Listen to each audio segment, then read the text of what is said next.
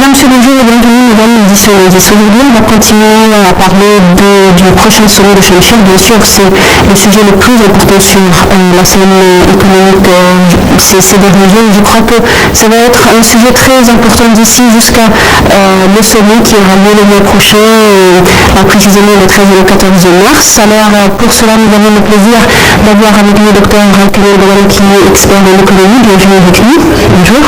Alors, tout de suite, mesdames et messieurs, nous allons commencer par le dernier préparatif en ce qui concerne le sommet de Sharm el-Sheikh dans un commentaire de Louis Hassan, et puis on revient pour plus d'explications. L'Égypte organise une conférence internationale pour les investisseurs à Sharm el-Sheikh le 13 au 15 mars 2015. Présidée par le président Abdel Fattah el-Sisi, cette conférence du développement économique en Égypte constitue une étape importante dans la réforme mise en place par le gouvernement. Celui-ci présentera sa politique macroéconomique à moyen terme et expliquera comment il entend se concentrer sur les secteurs présentant le potentiel économique le plus élevé. Les sujets abordés lors de la conférence toucheront à l'avenir de l'Égypte, à l'énergie, l'innovation, l'emploi, l'ascension sociale, le marché financier et le projet de développement du canal de Suez. Un volet consacré au tourisme a également été prévu selon les organisateurs. Les participants à la conférence pourront suivre des présentations sur des opportunités d'investissement spécifiques réservées aux investisseurs internationaux. Le Premier ministre Ibrahim Mahmoud a annoncé la mise en place d'un comité ministériel chargé de préparer ce sommet économique baptisé Égypte le futur. Présidé par la ministre égyptienne de la coopération internationale Nabla El Aoun, le comité sera chargé de la mise en place des mesures de sécurité lors du sommet, ainsi des arrivées des délégations participantes et de leur hébergement entre autres. Le sommet économique vise à entreprendre un partenariat avec les pays du monde et attirer les investissements locaux et étrangers. Ce sommet sera une première partie d'une série de conférences visant à placer l'Égypte sur la carte des investissements mondiaux. Une dizaine de grands projets dans des secteurs comme ceux de l'énergie et des transports seront proposés à des investisseurs locaux et internationaux potentiels au cours de la conférence. Le ministre de l'Investissement Achraf Samen a lui souligné que 42 projets d'investissement géants faisaient actuellement objet d'examen par les banques d'investissement en prévision de les avancer à la conférence de Sharm el-Sheikh. M. Samen a également ajouté que l'Égypte avait invité environ 120 pays et 3500 investisseurs pour assister au sommet économique de l'Égypte.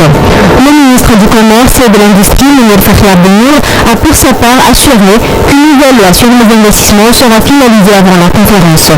Pour créer un environnement favorable aux affaires, le gouvernement égyptien avait entrepris en novembre dernier de réformer son code des investissements sous l'autorité de la GAFI, agence gouvernementale chargée de la promotion des investissements en Égypte, pour plus d'équité et de transparence.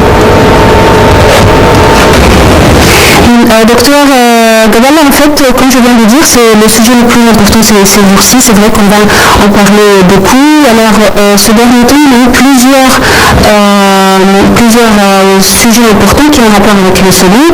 On va commencer par les préparatifs. Alors, monsieur le Premier ministre a tenu il y a pas mal de temps une réunion avec tous les ministres concernés, avec aussi également des parties de l'Arabie Saoudite et des Émirats Arabes Unis pour parler des derniers préparatifs en ce qui concerne le sommet. Tout d'abord, comment vous trouvez le travail de la part du gouvernement et de l'État en ce qui concerne ces préparatifs?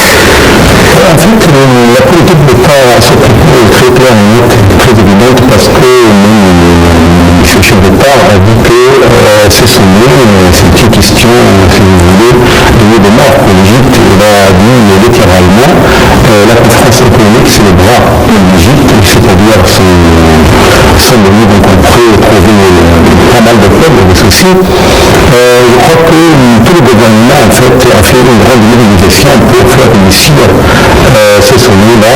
Je trouve que tous les ministères travaillent en même temps.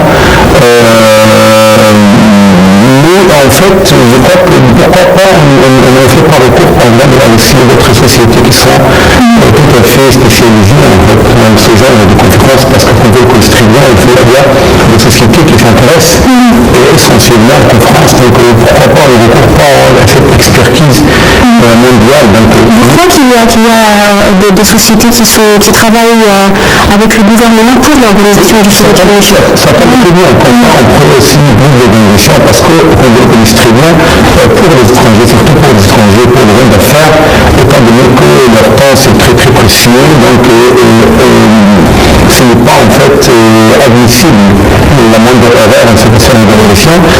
Mais je trouve en fait que M. le Premier ministre travaille de façon tout à fait organisée, tout à fait ponctuelle.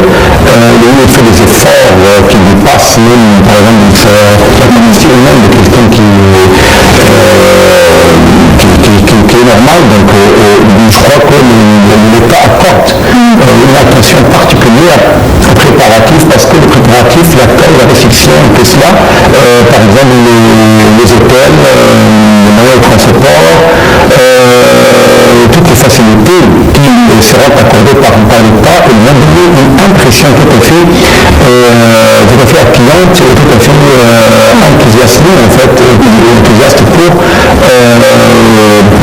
d'affaires, pour connaître avant tout qu'il s'agit d'un pays développé, d'un pays qui a tous les moyens à la mondiale, si vous voulez, un État dans lequel on pourrait travailler amplement et d'une façon tout à fait prospère comme dans les autres pays européens. Le climat, c'est très très important. J'ai l'impression que les délégations pourraient prendre et avant tout les hommes d'affaires. Je crois que c'est très très important parce que ce ne sont pas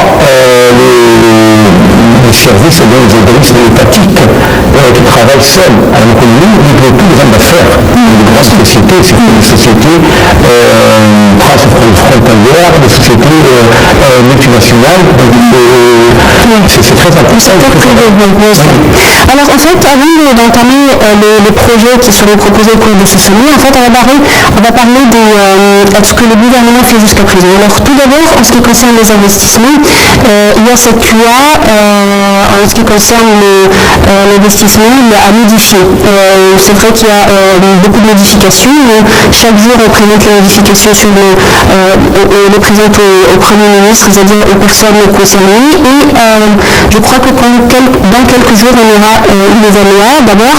Alors, cette modification de la loi de l'investissement monétaire, c'est quelque chose d'important et qui donne une bonne impression également aux investisseurs qui doivent venir réfléchir.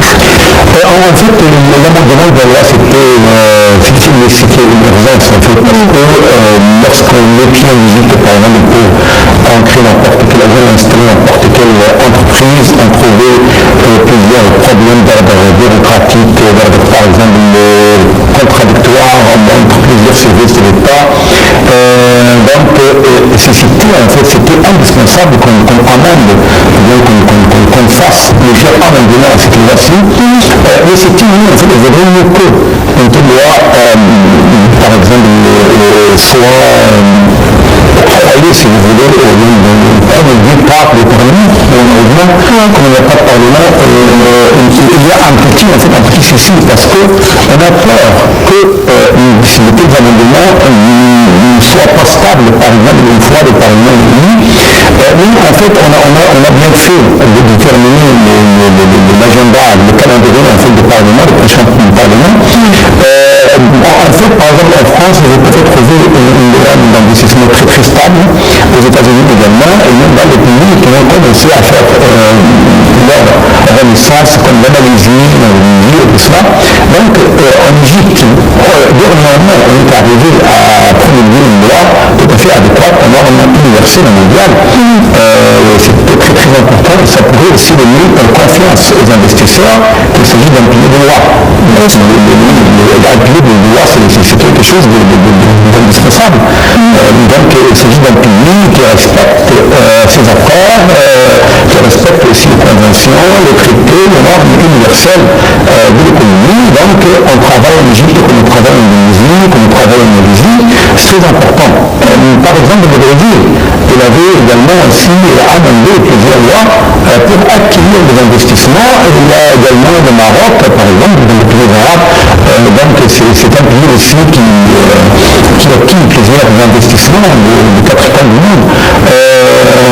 Donc en Malaisie, en Turquie, en plusieurs pays. Donc c'est très très indispensable. Mais j'espère que dans la dernière édition, une version de cette loi, qu'il soit équilibré. C'est-à-dire qu'il prend en considération aussi bien les intérêts des investisseurs et des hommes d'affaires, leur faciliter le chemin pour bien travailler et aussi de prendre en considération les intérêts du pays.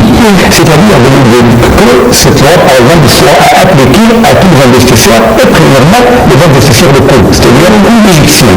Parce que je crois qu'il ne faut pas donner préférence aux étrangers mais à l'investisseur avant de faire ce genre d'affaires.